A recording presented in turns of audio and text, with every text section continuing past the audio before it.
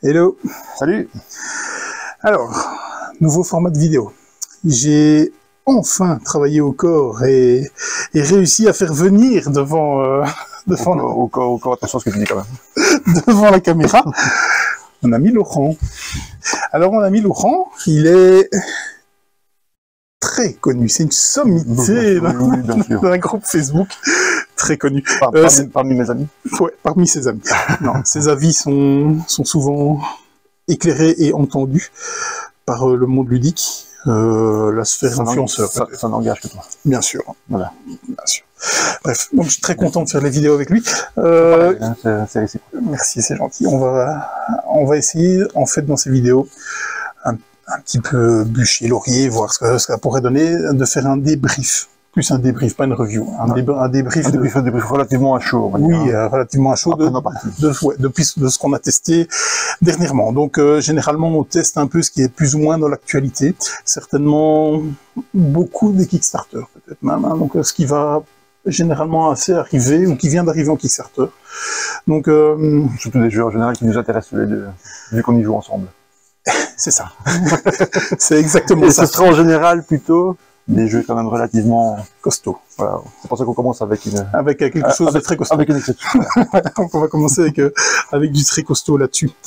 Donc on a eu la chance, pour moi en tout cas, de tester Mindbuck. Mindbuck est un Kickstarter qui est arrivé il y a un bon mois maintenant, je pense. Ouais, facile, hein. Plus que ça. Un mois et demi, peut-être. J'ai depuis au moins 6 mois.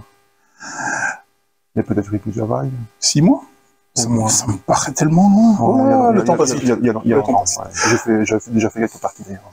Donc, ici, c'est donc la version Kickstarter que vous avez. Donc c'est le pledge pionnier que vous avez devant vous, parce qu'il y avait le pledge coloniste, qui était une plus grosse boîte avec 2 playmats qui ne servent absolument à rien. Non. Mais absolument à rien. Ce n'est pas Radlands qui veut là-dessus. Radlands, il y avait un intérêt puisqu'il y a une manière de disposer ces cartes qui fait partie intégrante du jeu, ce qui n'est pas vraiment le cas ici. Donc évidemment, à moins d'avoir une surface qui n'est pas agréable au toucher, le playmat n'est pas nécessaire. C'est ça. Donc qu'est-ce qui nous a fait ça, s'il vous plaît? Alors, qui nous a fait Mindbuck? C'est Christian Kudal, entre autres, puisqu'il s'était plusieurs, notamment Scafelias, Marvin Hagen, et un peu plus tard dans le développement, ils ont été rejoints par le maître du genre, en tout cas. En tout cas, oui. Richard Garfield, ouais, qui est connu pour Magic. Entre autres, mais Android Netrunner, Bunny Kingdom, The Hunger, enfin, un peu un touche à tout. Il ne reste pas que dans les jeux de cartes. Non, il vient un peu. C'est vrai qu'ici Magic est... Ouais, là, il y a la Magic est sur la table. Hein. La boucle est bouclée, puisque les 3 créateurs du jeu sont clairement inspirés de Magic pour créer ce jeu, et Richard Garfield est arrivé après. Donc c'est bien qu'il soit y arrivé, du coup. Parce que si jamais on pompe un peu, maintenant, tous les jeux de cartes affrontement vont subir la comparaison avec Magic, je pense. Alors, Monsieur Garfield, il est crédité 222 fois sur BGG. Un peu prolifique, le monsieur. Seulement. Un peu prolifique, le monsieur. Au niveau des pinceaux... Denis Marty. Ok. Que je ne connaissais pas, mais apparemment qui a fait notamment Imperial Settler. Ouais, et les Ratus, la Big Box de Ratus, qui va arriver en version française, il me semble. Oui, c'est pour bientôt. J'ai jamais joué là. Donc ça, c'était pour... la maison d'édition. La maison d'édition, c'est Nerdlab. Ouais. Premier jeu. Premier jeu. Au niveau du matériel, c'est des cartes. Voilà.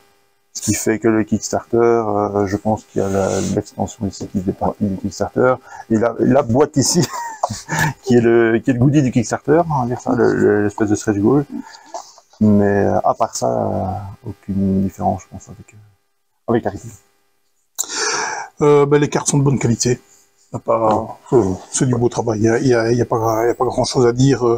Illustré, moi j'aime bien les illustrations. Je trouve ça qu'elles collent au jeu. Oui, voilà. Vraiment, voilà, c'est plutôt pas mal. Elles sont pas folles, mais elles sont. Je trouve que ça va bien avec le jeu. En tout cas, ouais, je trouve ça très bien. Il y a des petits jeux de mots aussi sur les noms. Oui, bien sûr. Oui, ça c'est voilà qu'il y a un peu de travail. Ouais. Donc on va voir plus tard, on va avoir une caméra zoom hein, pour vous montrer tout ça. Ça sera déjà pas mal. On va pas vous faire les règles, c'est pas le but. Bon, même si ça prendrait pas tellement de temps. Hein. Non, pas là-dessus. Là-dessus, ça c'est clair. Et c'est ça qui est assez sympa, c'est qu'il y a très peu de règles pour quand on y joue. Ouais, avec une belle profondeur de jeu. Très belle profondeur de jeu. Et un éclair de génie dans une ligne de règles qui fait toute la différence par rapport aux autres jeux du type. C'est ce qui d'ailleurs a fait Richard Garfield s'intéresser au jeu. Il a été tellement impressionné par cette mécanique. Cette mécanique qui donne le nom d'ailleurs au jeu, je te laisse expliquer. Oui, bon, enfin, au niveau des règles, c'est très simple. Vous allez avoir 10 cartes, chacun va avoir 10 cartes. Et à votre tour de jeu, vous allez devoir en jouer. Point. Ça s'arrête là. Point. Comme dans Magic, plusieurs petits effets sur les cartes quand vous les jouez, quand elles sont détruites, genre de choses. Ouais, pas mal de petits effets je pense à des coriaces ou à des furtifs ou à ce genre de choses qui viennent dedans. Il y en a pas 50 et ça c'est bien. Ouais. Il faut pas que justement ça parte dans tous les sens. Ce qui permet justement de prévoir et d'avoir une stratégie. Ouais. Donc, au niveau de la mécanique, eh bien, la mécanique, c'est simple. Vous allez jouer une carte. Vous allez jouer une carte. Voilà. Point. Et vous allez faire l'effet qu'il y a dessus. Point. L'idée, c'est détruire les 3 points de vie de l'adversaire. Voilà, c'est ça. Voilà. Il faut réduire l'adversaire. C'est un jeu d'affrontement. 2 joueurs, bien entendu. Classique, comme du Star Realms, comme du Magic, tout simplement. Il faut tuer l'autre. Et puis, voilà. Les parties peuvent être courtes, comme elles peuvent être un peu plus longues. Ça va vraiment dépendre de ce qu'on est. De la qualité de... Et l'expérience des joueurs va faire que. Bon. Donc au niveau de la mécanique, il n'y a pas grand-chose à dire. Hein. Mais il y a une mécanique quand même que tu as oublié, je pense. Non, je n'ai pas oublié parce qu'elle arrive dans le. C'est quand même ce qui fait la différence. Mais oui, le twist. Le twist. Et presque plus qu'un twist. Et là, c'est vraiment ce qui fait que. Voilà, c'est pour ça qu'on en parle. C'est ces effets mindfuck qui donnent son nom au jeu. Vous en avez 2. Par partie. Le mindfuck. Et le mindfuck, c'est quoi? C'est que vous allez prendre possession du cerveau de l'autre. Donc, c'est-à-dire que là, votre adversaire va jouer, vous lui dites, hop, moi, je vais mindbugger ta carte. C'est-à-dire que je vais prendre possession de ta carte. Et donc, l'effet que tu allais m'infliger, eh bien, c'est toi qui vas le prendre. C'est ça. Et donc, et ça. Ce qui fait qu'on réfléchit à 3, 4, 5 fois avant de jouer une carte. Parce qu'on peut très bien se dire, ah, j'ai un jeu magnifique. Mais notamment au début du jeu, voilà, quand l'adversaire a encore ses mindbugs, on réfléchit à 2 fois avant de lancer une carte puissante. Parce que c'est pas qu'il y a une carte puissante, il y en a beaucoup des cartes puissantes. C'est ce qu'on disait lors de notre partie ensemble, c'est que les cartes sont toutes puissantes par rapport à leur utilisation. Donc en fonction du contexte, et des cartes qui sont déjà sur la table et des cartes de l'adversaire, il suffit d'avoir la bonne carte au bon moment, et là c'est hyper puissant. Donc une carte qui peut paraître faible dans une certaine configuration va être hyper puissante dans une autre. Bien sûr, parce qu'il y a des cartes qui vont détruire toutes des cartes d'une certaine valeur. Donc si jamais vous arrivez et que vous avez toutes des cartes supérieures à la valeur qu'elle détruit, cette carte n'a aucun effet. Exactement. Donc dans le cas inverse, elle détruit. Dans le cas inverse, donc ça va vraiment être situationnel ce jeu, vraiment. Et donc ça peut aller très vite, extrêmement vite.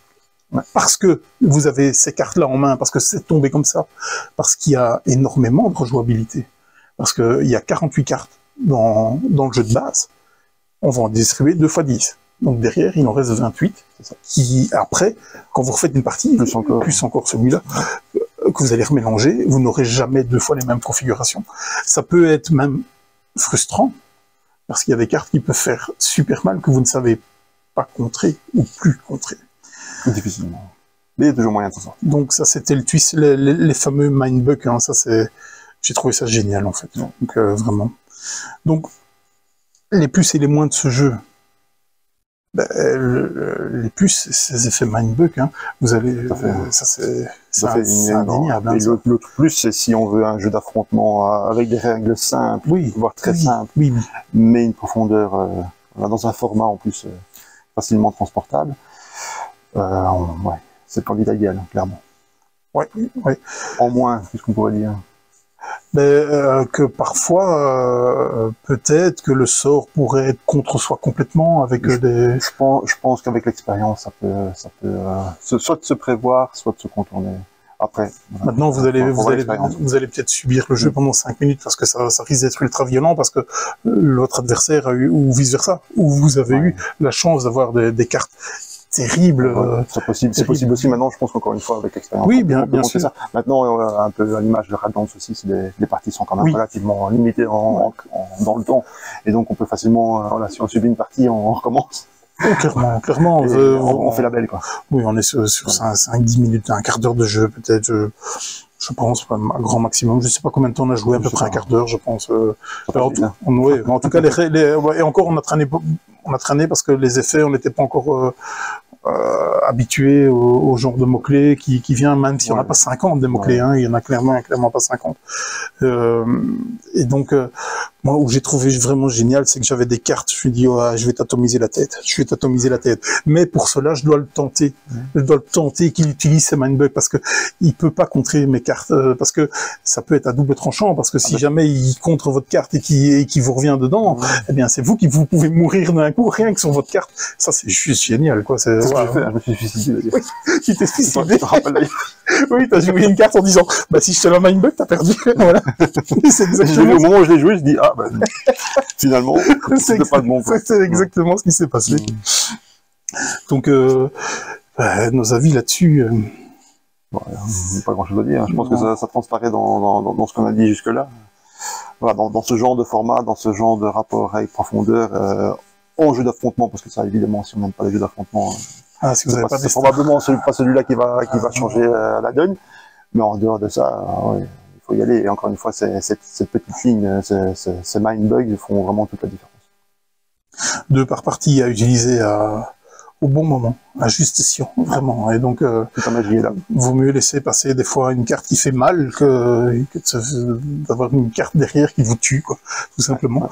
Donc, c'est vraiment du grand art. Chaque carte qu'on doit jouer, on réfléchit à 2 fois. Oui, clairement, parce que si ça se retourne contre vous, et c'est ça qu'il y a de bien, parce que si jamais votre adversaire la mindbug, mais vous ne savez plus la contrer, c'est terminé pour vous, vous la ramassez. Donc, ça, c'est juste génial, c'est bien, c'est franchement comment avoir pensé à ça. Et donc, pourquoi Garfield arrive derrière? Parce qu'on est quand même sur des grosses bases de Magic, quand même. Quand on va parler d'un jeu d'affrontement, on va parler de Magic, donc c'est quand même bien qu'il soit crédité dans l'histoire. Et donc ça, c'est quand même... Et on peut espérer avoir des cartes additionnelles dans un avenir plus ou moins proche, je pense. Oui, moi j'espère vraiment qu'ils ne vont pas partir... avec énormément de mots-clés qui vont de nouveau il faut se limiter en termes de clés, en termes de mécanique. Mais si on peut varier les créatures, pour ceux qui jouent beaucoup, pourquoi pas. Je trouve que le jeu est déjà vachement rejouable comme il est là. Hein. Tout à fait. Maintenant, on n'est peut-être pas représentatif non plus. Je reconnais qu'ils vont enchaîner 200 parties. Ah, clairement, nous ne sommes pas des acharnés à ce point-là. On joue à trop de trucs. On joue à trop de trucs, oui, clairement. Donc, oui, il y a des joueurs certainement qui auront plus de parties, qui en parleront certainement mieux de la profondeur de jeu, et qui demanderont, eux, des extensions, là où nous, pour le moment, ça peut s'arrêter là. C'est clair. Au niveau de la disponibilité, donc, comme j'ai dit, c'était un Kickstarter, donc on a eu des Kickstarter boutiques. Mais il sort Oui, il arrive, il est effectivement localisé par Yellow. Donc, il est déjà en français, donc, j'ai vu, justement, la boîte de Yellow, elle paraît, bon, ce n'est qu'une photo, c'est qu'une image. Elle rappelle la boîte, la grande boîte. La grande boîte avec les playmats. Plus la même illustration, je pense. Maintenant, au niveau du prix, je me rappelle plus à combien elle va être, mais on est dans les alentours d'une quinzaine d'euros, quelque chose, donc elle n'est pas dans le, je ne pense pas que 2 playmats seront intégrés, pas à ce prix-là, quoi. On va rester dans un jeu, sur le jeu de cartes. Ouais. Donc c'est bien, et c'est tant mieux, ils ont qu'à vendre les playmats séparément. Surtout que le playmat, encore une fois, n'est vraiment pas indispensable. Ne sert à rien. Donc c'est Yellow qui va le faire, c'est pour fin mars. Il me semble annoncer il me semble, j'ai vu sur leur site le 23 mars, mais ça reste totalement relatif, hein, parce qu'il peut se passer tellement de choses d'ici là. En tout cas. Je ne sais pas que dire d'autre, rajouter. Il n'y a rien grand-chose d'autre à dire, hein. Allez-y. Mangez-en, c'est bon. Qu'est-ce qu'on en pense? Ah oui. On va dire? Alors, laurier. Oui. Donc, le concept laurier. Bûcher. On se prononce pas. On se prononce pas. Voilà. Comme en général, c'est des avis à chaud, il pourrait avoir des... On se prononce pas, mais en général, on essaiera toujours d'avoir des avis objectifs. Donc ici, je pense qu'il n'y a pas trop de surprise. Ouais. Pour moi, c'est... Oui, bien sûr, pour moi aussi. Et de toute façon, les avis sont subjectifs. Quoi qu'il arrive, c'est pas parce que nous on a trouvé ça bien que c'est bien pour vous. Même si on essaie de les étayer évidemment sur, sur des bases objectives. On va pas vous dire c'est bon point ou c'est pas bon point. Si c'est pas bon, on le dira en toute objectivité, tout en respectant le travail de l'auteur et de toute l'équipe qui a travaillé là-dessus, parce que c'est un jeu, c'est un investissement de vie. Hein, ça met la vie de famille entre parenthèses. Parce qu'on doit être partout à la fois, surtout les festivals, présenter ça, enfin aller en boutique pour 2 personnes, enfin c'est du boulot, c'est de la passion. Surtout pour ce que ça rapporte, je pense. C'est sûr, plus on monte en gamme. Pardon ? Et plus on monte en gamme, plus c'est compliqué. Oui, vraiment. Ici on est quand même sur un jeu fort potentiel. Et familial aussi. Familial, mais ça peut jouer dans différents niveaux. Oui, bien sûr. On peut jouer avec des enfants et on peut le jouer à... On va avoir des tournois de ça, ça je suis pratiquement sûr. Donc voilà. Merci à vous. Merci beaucoup. À bientôt. Salut. Salut.